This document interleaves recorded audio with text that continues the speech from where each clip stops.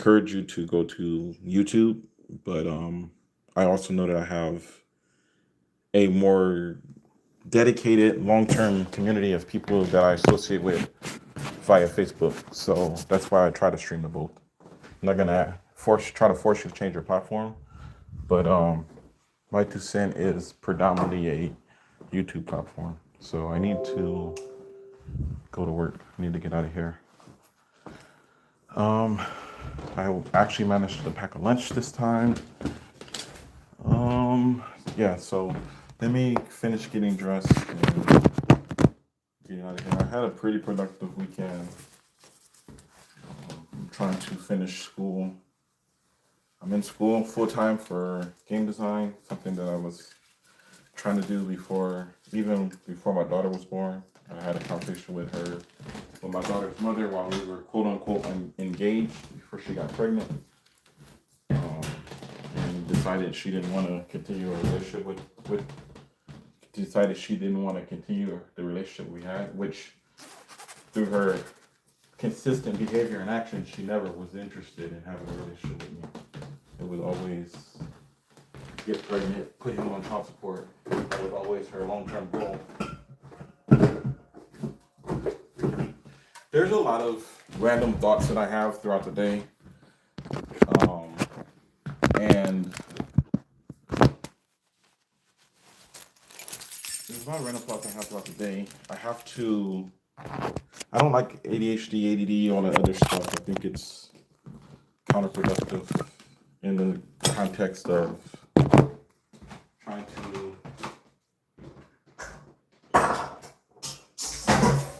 to be a functional adult.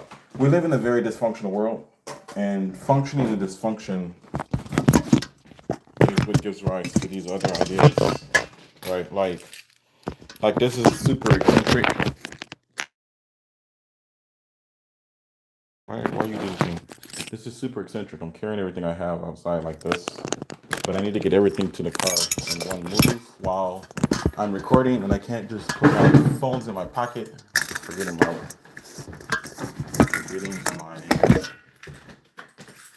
laptop. I can't just put my phones in my pocket. So once I get to the car and actually start driving, this will become more stable. But it would have taken extra time to start filming, to start in the car. So I decided to start now. So there's tons of things I want to say. There's tons of disjointed ideas that I have and directions that I want to move in. It's hard to organize everything and say all of the things in a finite format, and I don't have the extra hours to sit down and platform because I've been heavily writing a lot of books.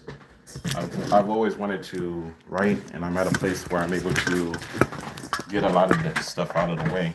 And what tends to happen is the things that you put off, the things that you should do today that you put off for tomorrow, wind up interfering with the things that you need to do tomorrow. So I'm moving through all of that, and I have to get homework done. I still haven't found the extra time to clean up my apartment. So, but that was two really central things that I wanted to discuss in regards to politics and the monotheistic and the patriarchal roles of the dynamic of the household. There's a lot of what's the word I'm looking for?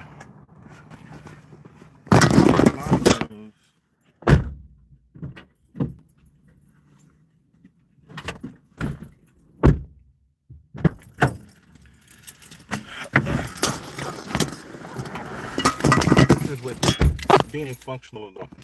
Like, there's a lot of I think I might have closed down the Facebook stream. Resume. There's a lot of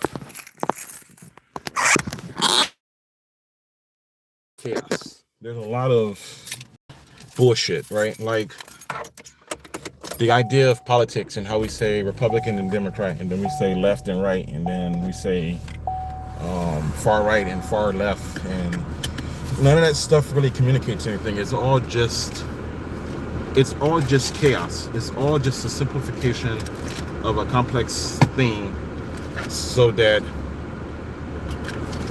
we can always stay confused and distracted and not really ever have a concrete position, you know. Like I mentioned in the last video with Jasmine Crockett and the other Caucasian Democrat, if you have two people that are on the same team, if they have the same exact agenda, why wouldn't Jasmine Crockett support the Caucasian politician? Why wouldn't she put her support behind him?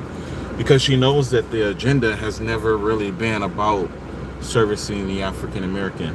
And the biggest mistake that people make in civilized society is that the idea, there is an idea for American, right?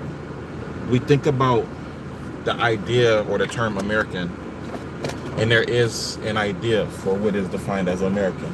And in that context of what we would define as American, there is an idea of what we would define as non-American. The biggest mistake that we make individually, and the reason why I started even doing, the main reason why I started doing the African American, the dynamics between African American, is because we have to move away from this idea of black. This idea of black and white has to stop being prominent and up front in 2026, right? The idea of American defaults to Caucasian and indigenous people, Aboriginal people, Native people, local people. Those terms carry very specific values. That's the reason why there's a need to change the definition of a woman, which is why I mentioned patriarchy and matriarchy earlier. Because at the end of the day, the definition of a woman is we know what a female is, we know what a woman is. There's no need to change or adjust the values of things that have been established for thousands of years, right? So it's in this space. I need to clean this windshield. It's in this space that the foundation is there. In the same way that everything I'm saying is like chaotic and distorted and confusing, and you can't follow it and you can't track it, it's the same way that the relationship dynamics have been diminished and deliberately destabilized so that there is no actual conversation to be had. It's always about creating confusion, which is why I started, which is the reason why I started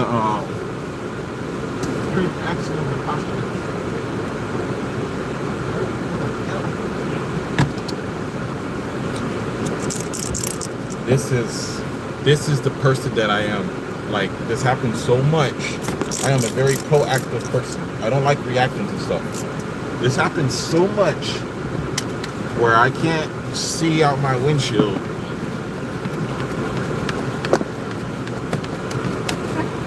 That I just keep this stuff in the car. And for some reason this morning, I guess the temperature is just right to where I cannot see out the windshield. And I need to do something. It's gotta be halfway clear. I can't be crashing on camera. So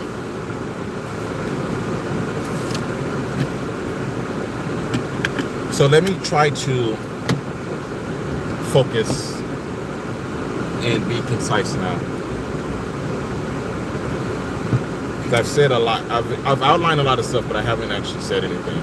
So one of the things that I wanted to address was the difference between a pilot and a co-pilot. What makes a pilot and a co-pilot a co-pilot? What defines them? Is a pilot more proficient at flying a plane than a co-pilot? Like, does a pilot have more experience than a co-pilot? What makes a pilot and a co-pilot a co-pilot? Right? So the answer to that question should be there's no difference between a pilot and a co-pilot. The only difference is the role that they find themselves in. The pilot is the one that makes the primary decisions, and the co-pilot is the one that makes supporting decisions and takes care of the things outside of the limitations of the ordered human's ability to handle. Right? If there's too much stuff going on, it's going to overwhelm one person flying the vehicle. Having two people fly the same vehicle together in tandem reduces the possibility that something gets missed by the primary pilot. That is the foundation for the relationship between a man and a woman when it comes to raising children. And it's very important that it's understood that the goal of being in a relationship with the female when it comes to the intimate part is to produce children and to raise children and to invest your energy into that, right? A guy could go out and get 20 women pregnant, and then he'll have 20 kids that he needs to be able to take care of. But is it realistic for one guy to support 20 women to take care of 20 offspring? So we should be invested in making sure that the person that has our children is also the person that's going to be supporting our children. And because Caucasian men have created this ideology to where they don't want their genes to be destroyed because they know that they are a recessive branch of the human gene pool. That's not being rude, it's not being disrespectful, that's not being disingenuous, it's not eugenics or nothing like that. It's just basic fact. It's basic fact that the Caucasian gene is the most recessive gene within humanity. Every time a Caucasian has a child with anything other than a Caucasian, the Caucasian trait is not the dominant trait.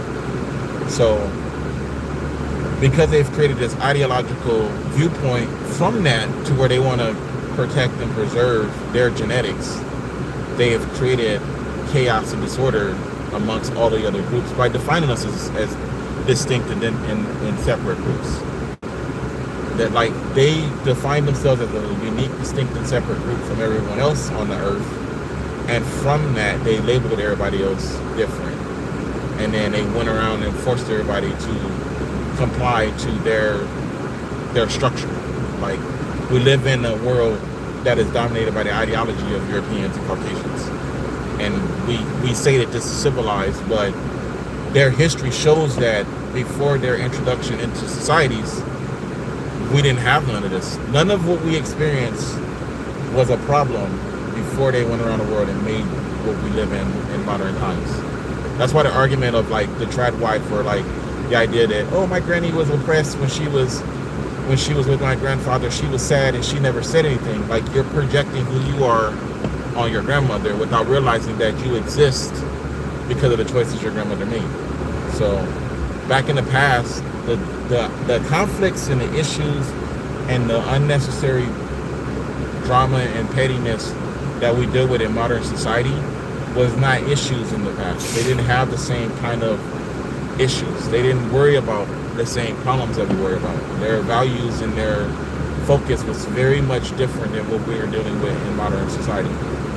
So to project onto your grandmother like she didn't have rights, or she didn't have a value, or she didn't have the agency or the autonomy, it's not even relevant. It's not even a factor. They had more authority, they had more power, they had more agency, they had more control because they were trusted members of the household. Women of the past ran the home. Men would bring home the resources and the women would administrate the household. They ran their households, they ran their communities, they ran their neighborhoods. They were the ones that were at the courthouses making sure that things was getting done. And I know you're going to say, well, that's not true because they didn't this and they didn't that. What we say and what was actually true are always two different things. The women were the ones in the communities running the communities. When the wars happened and the men went off and fought the wars, society didn't collapse. Society didn't collapse. The women got up and went to work. But it was never possible for women to get up and go to work until the Industrial Revolution.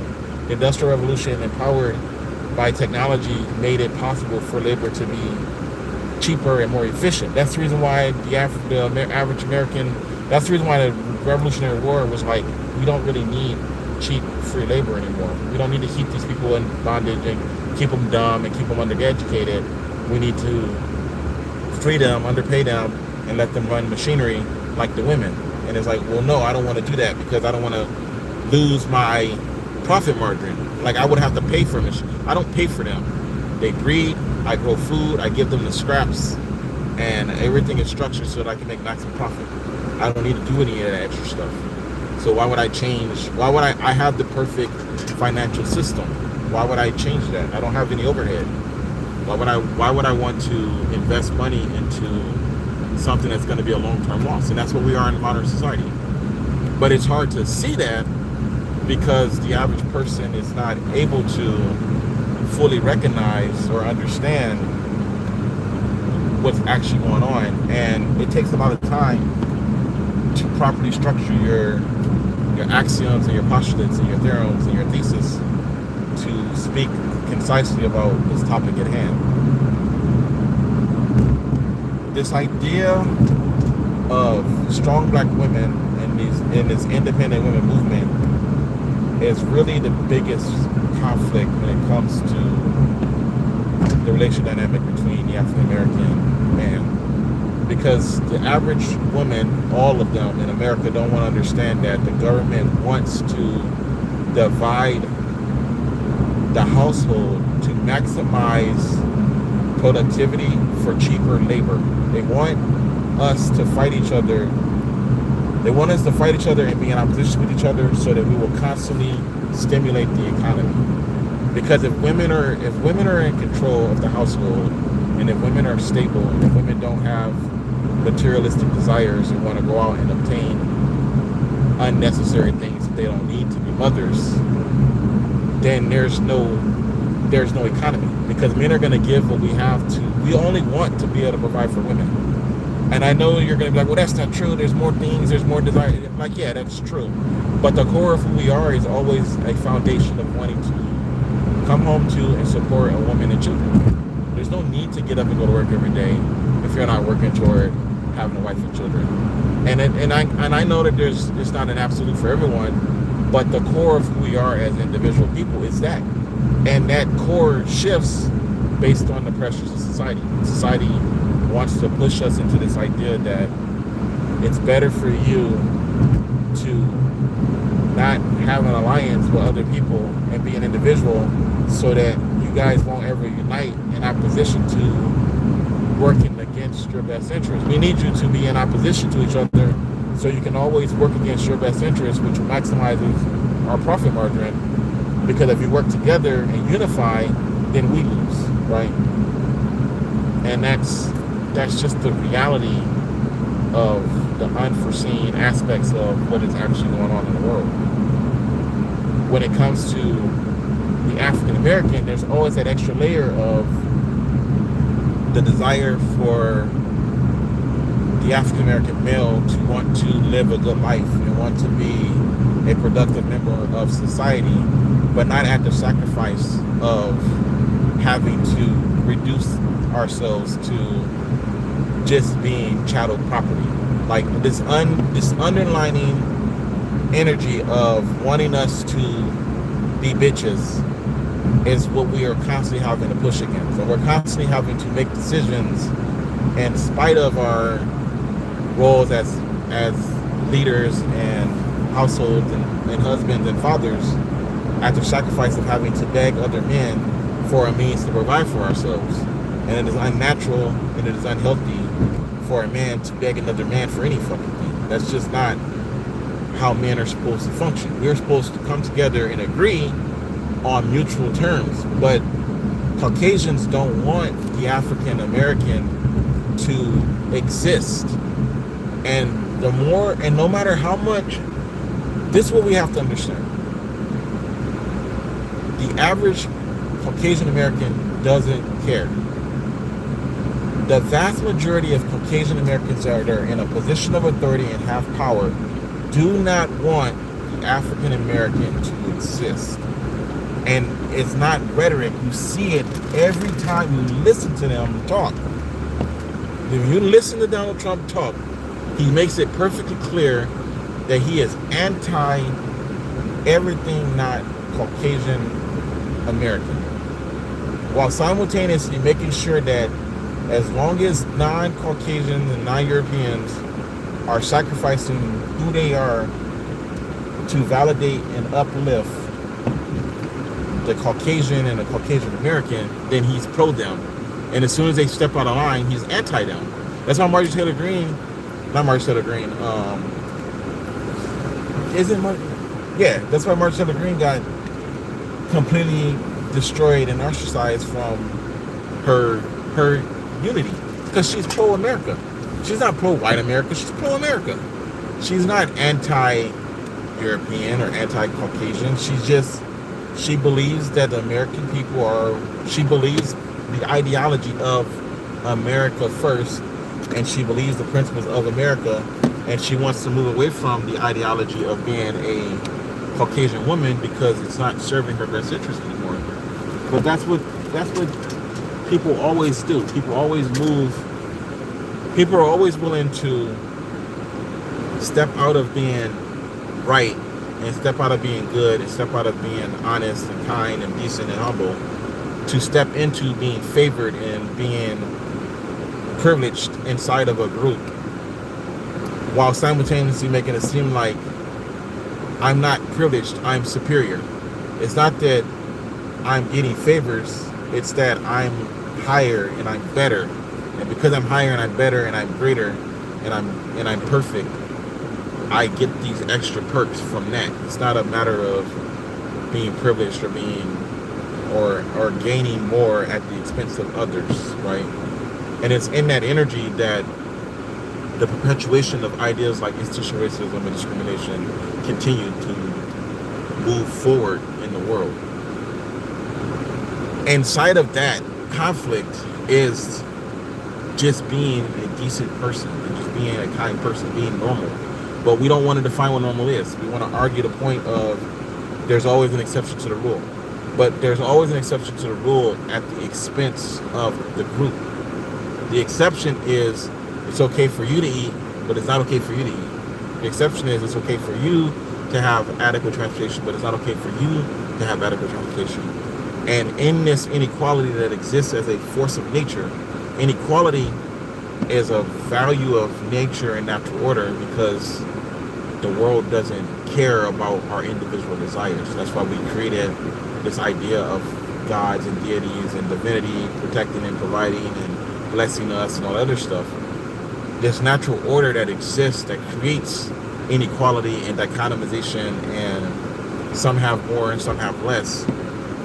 That natural order has been usurped by Europeans and Caucasian Americans to create the dynamic of the class. They're like, if we can't get rid of the conditions that hold us back, if we can't stop famine, if we can't stop war, if we can't stop plagues, if we can't stop poverty, if we can't stop the inequality of the distribution of wealth, if we can't prevent these things, if we know that there's always going to be trash, if we know there's always going to be urine and fecal matter, and we don't want to do those things that we don't want to do, but we want to do the things that we want to do, if we can't control it or manage it, then we can define it as groups.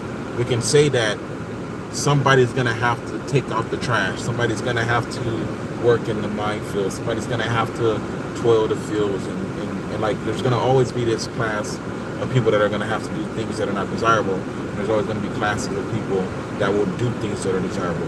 And then Europeans took that idea and applied it to the ethnicity of humans on the planet, and that's the reality.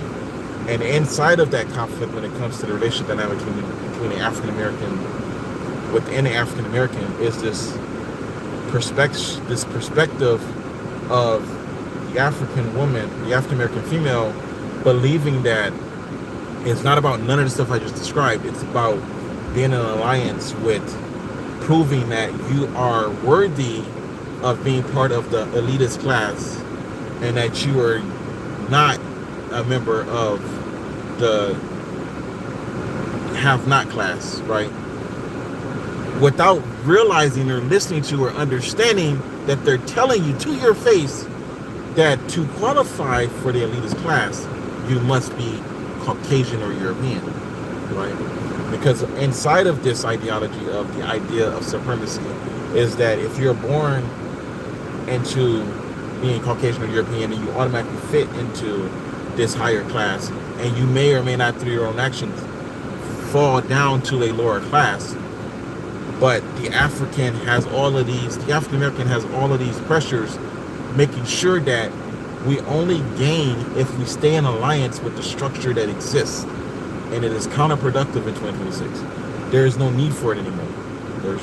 If you were born in 2010, there is no need for you to participate in none of the bullshit.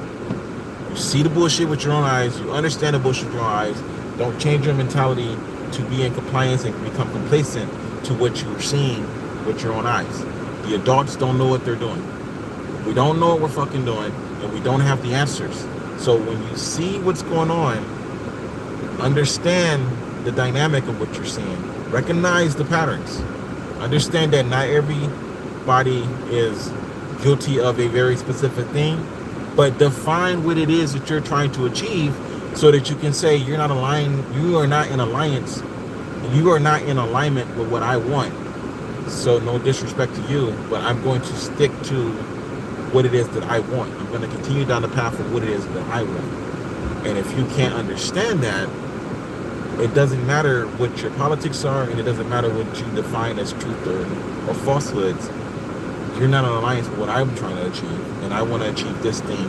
And hopefully you want to achieve something that is good so that you can be in alliance with good, and then that will perpetuate progress. That will perpetuate goodness. People that have Caucasians know that they have two. You know what's happening? I'm going to explain what's going on in the world in 2026. Caucasian Americans have always been in a privileged position that they haven't earned, that was unjustified. All of the profit margins, all of the sales, everything was always a fabrication, a doctrinization, an exaggeration of who they were at the very foundation. While non-Caucasian European Americans always had to struggle and work twice as hard to achieve everything. They forced non-Caucasian and non-Europeans out of all of their spaces and all of their relations, all of their dynamics, while simultaneously making them dependent upon them for financial gain, right? So the more we navigated, the more non-Caucasians and non-Caucasian Americans and non-Europeans had to navigate the inequality, we found a space within it that we could function in, right? Well, once they extracted all of the wealth that we were willing to share with them, and it was no longer able to get wealth directly from us, they turned on themselves. That's what we're seeing. MAGA is them turning on themselves to do to each other what they were doing to us. And the reason why you see this mass push of this anti-immigration, this anti-non-Caucasian and non-Europeans, is because that has always been the way that they have victimized themselves, right? That's why they're constantly trying to go after people that have money so they can extract the money and then redistribute it amongst themselves. But they're realizing more and more the money is within them. Caucasians have all the money because they set it up that way. So you can't extract any more money from African Americans or Latinos or anyone else. All the other groups don't have any money. So we have to extract all the money. Now we have to target the people that have the money, which are the Caucasians. And in doing that, they're forcing the Caucasians to have to break their allegiance with each other and more outward empower non-minorities. That's the reason why they're like, we need to get the non-European, non-Caucasian Americans out of the way so that we can oppress the Caucasians the way we have been oppressing the non-Caucasian, non-Europeans. And that's what you're seeing. You just can't see it with your own eyes because you're too busy thinking about what you've been dealing with all of your life for it to actually be conceptualized. And that was probably the worst rant I've ever had because my brain is focused on school and other and stuff. But I feel like I should continue this discussion. I think I'm going to really try to spend the next few days focused on getting it more structured. But as always, my name's Paul Emerson. I'm giving you my 2 cents.